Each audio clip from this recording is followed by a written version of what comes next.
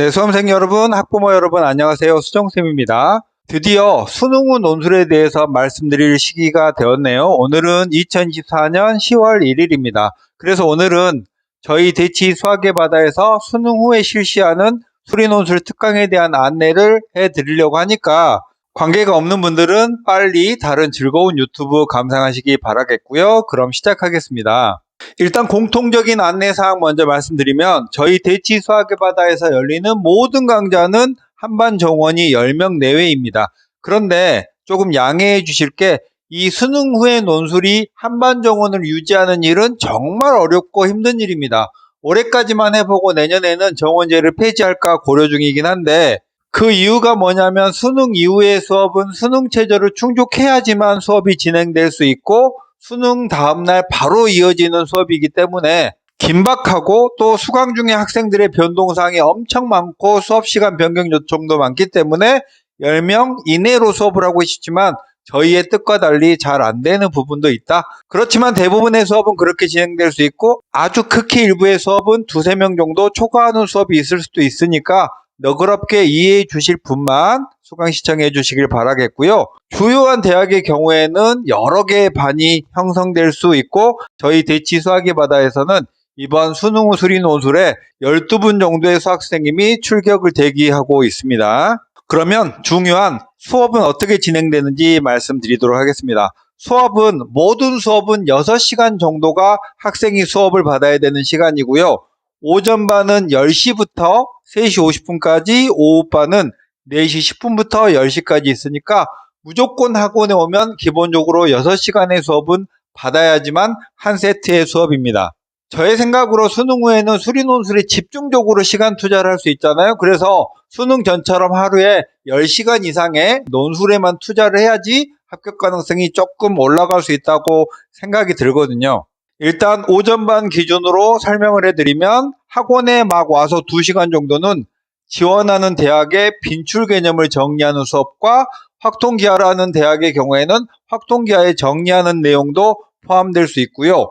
연속적으로 수업이 진행되는 경우에는 과제 해설도 해주시는 이렇게 최초 2시간은 선생님이 주도하는 그런 칠판 수업이 이루어지고 그 다음에 12시부터 12시 20분까지는 간단하게 쉬는 시간 및 간식을 먹고요. 학원에는 항상 물과 아이들이 배고프지 않도록 약간의 간식을 만들어 놨거든요. 그거 먹으면 좋겠고 아침에 일찍 등원할 때 미리 밥을 든든하게 먹고 와야 됩니다. 이렇게 잠깐의 쉬는 시간을 갖고 그 다음부터는 각 대학별 자기 반에서 모의논술 시험을 봅니다.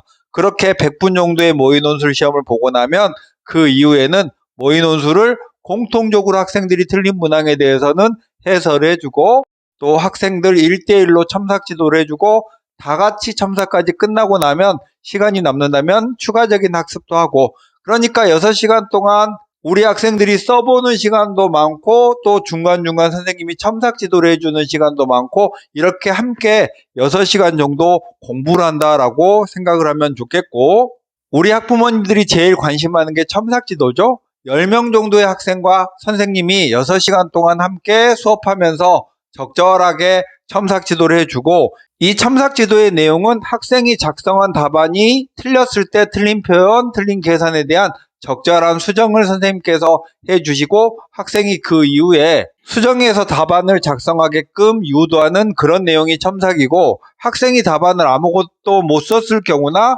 답안을 완벽하게 작성해서 조언할 내용이 없을 경우에는 첨삭할 내용이 많이 없을 수도 있고요. 여러분이 수능 이후에는 여러 대학에 논술 지원을 했잖아요. 그래서 자신의 앞에 닥친 대학에 시험 전날까지 논술 공부를 한다라고 생각을 하시면 되겠습니다. 그러니까 수능 직후에 있는 주말에 있는 대학들은 논술 수업은 하루하루씩 이루어지는 거고 수능 다음 주에 있는 중앙대, 한양대, 이화여대, 세종대, 광운대 이런 대학의 수업은 일주일 내내 수업을 진행한다. 그리고 마지막 주에 있는 아주대, 인하대 수업도 일주일 내내 수업을 진행한다라고 생각을 하시면 좋겠습니다. 그럼 지금부터는 날짜별로 어떤 수업이 진행되는지를 안내해 드리도록 하겠습니다. 수능 시험은 11월 14일 목요일 날 시험 보죠. 11월 15일은 16일 토요일 날 보는 시험이 그리고 16일 공부는 17일 날 보는 시험 그리고 17일은 18일 날 월요일 날 보는 시험 각각 바로 다음날 시험에 대해서 준비를 하는 수업입니다. 마찬가지로 수업 시간은 오전 반은 10시부터 3시 50분까지, 오후 반은 4시 10분부터 10시까지 같은 형식으로 진행되고요. 11월 15일에는 고려대, 서강대, 경희대, 성균관대, 건국대 KU 자율전공은 올해 신설한 모집단인데요. 수학 1, 2만 시험 범위이기 때문에 따로 반편성을 해야 될 것 같고, 건국대 KU 자율전공의 국어 부분에 대한 수업도 희망하시면 따로 예정되어 있습니다. 동국대 수업이 있고요. 서울과기대, 항공대 공학계열, 숭실대, 숙명여대, 카톨릭대, 경희대 반의 의학학 계열까지 첫날의 수업은 굉장히 많은 강좌가 깔리고요. 이 중에서 서강대, 경희대는 출제 경향과 난도가 비슷해서 통합 운영하고요. 숙명여대, 숭실대도 서울과기대랑 항공대도 통합하고, 나머지는 고려대, 성균관대, 건국대, 동국대, 의학학 계열은 개별 대학과 학과별로 반 운영이 됩니다. 그 다음에 11월 16일 날은 여러분들은 이제 가서 열심히 실제 논술고사를 보는 날이죠. 경희대는 일요일 날 자연계열이 시험을 보니까 11월 16일 날 오후반이 개강을 하고, 다음 성균관대는 17일 일요일 날 시험을 보죠. 그래서 15일 날 수업, 16일 날 수업, 이틀치의 강좌가 준비되어 있고요. 건국대는 시험을 보고 있을 거고, 동국대도 일요일이죠. 그래서 동국대 오후반 개강, 서울과기대는 15일, 16일, 17일 날 3번 연속 수강을 할 수 있고, 여기의 내용들은 다 다릅니다. 그리고 서울과기대는 월요일 날 시험이 있어서 다 들으면 이렇게 3일치에 수강을 하면 되겠습니다.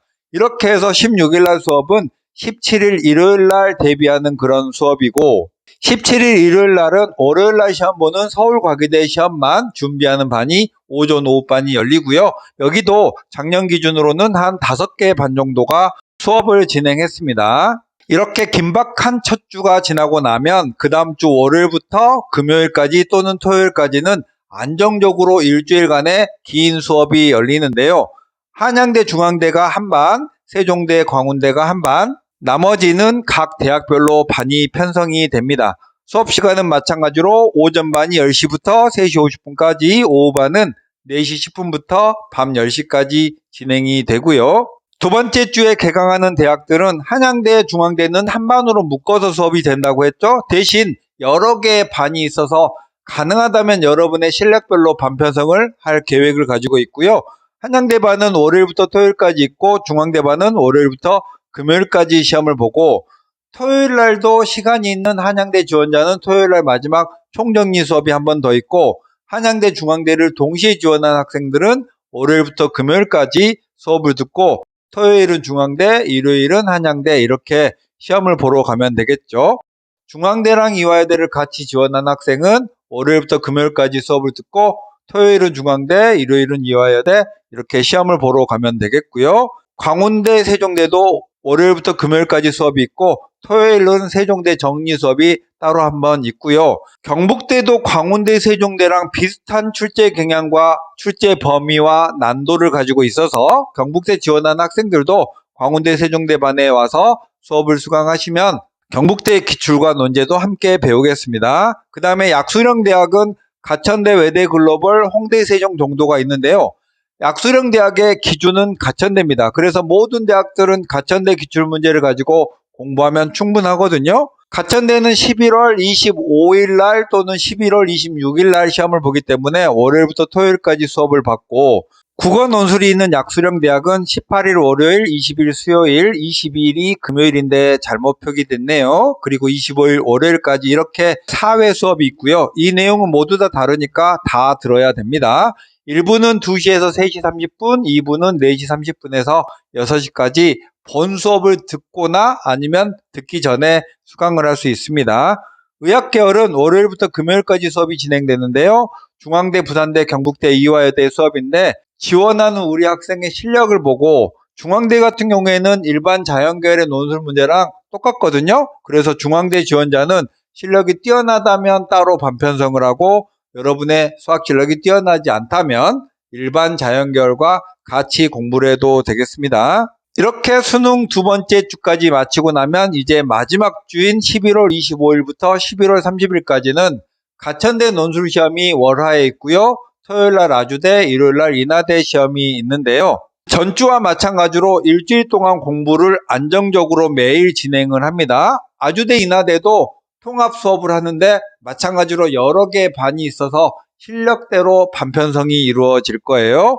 수업은 오전 반은 10시부터 3시 50분, 오후 반은 4시 10분부터 밤 10시까지 같은 방식으로 이루어지고요. 의학학 계열인 아주대 의예약학, 인하대 의예는 월요일부터 금요일까지 오후에 수업이 있습니다.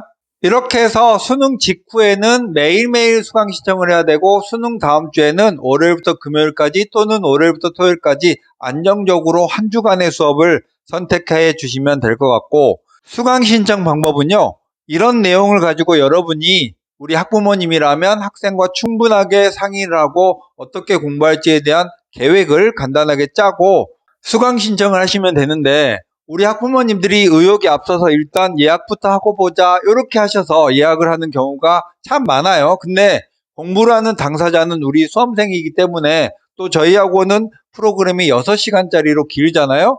우리 학생이 동의하지 않고 예약을 했다면 어찌어찌 해서 학원을 왔다 하더라도 한번 수업하고 탈락하는 경우가 많아요. 주로 논술 공부를 해보지 않은 학생이 갑자기 논술 공부를 할 때 나랑 맞지 않는다, 뭔가 절벽 같은 걸 느끼고 취소를 하는 경우가 많으니까 학생과 충분히 상의를 한 다음에 학생의 동의 아래서 신청을 하셔야 되겠고, 저희 학원에서 논술 강좌를 듣고 싶다라고 신청을 하실 분은 아래 구글 폼에 여기 클릭해 보면 여러분이 지원한 대학, 인적사항, 그리고 11월 15일부터 여러분의 논술 지원이 끝나는 순간까지 어떤 대학을 지원하고 공부를 할지를 미리 저희에게 알려주는 구글 폼이 있습니다. 충실하게 작성해 주시면 저희는 우리 학생들이 이 정도 오겠구나 라고 수업 계획을 수립하는 데 도움이 되겠고요. 이렇게 구글 폼을 작성하고 나면 그 끝에 예약 계좌가 있으니까 예약금을 내시면 좋겠고, 수업을 안 들으면 언제든지 환불이 되니까 제발 학원에 전화하셔서 환불되느냐라고 먼저 묻지 마시고 환불이 무조건 됩니다. 안심하고 예약하고 구글폼 작성해서 보내주시면 좋겠고, 수능 후의 수업은 저희도 많이 떨리는데요. 이 수능 후의 수업은 짧은 기간에 집중적으로 이루어지는 수업이고 또 여러분들에게는 굉장히 중요한 수업이죠.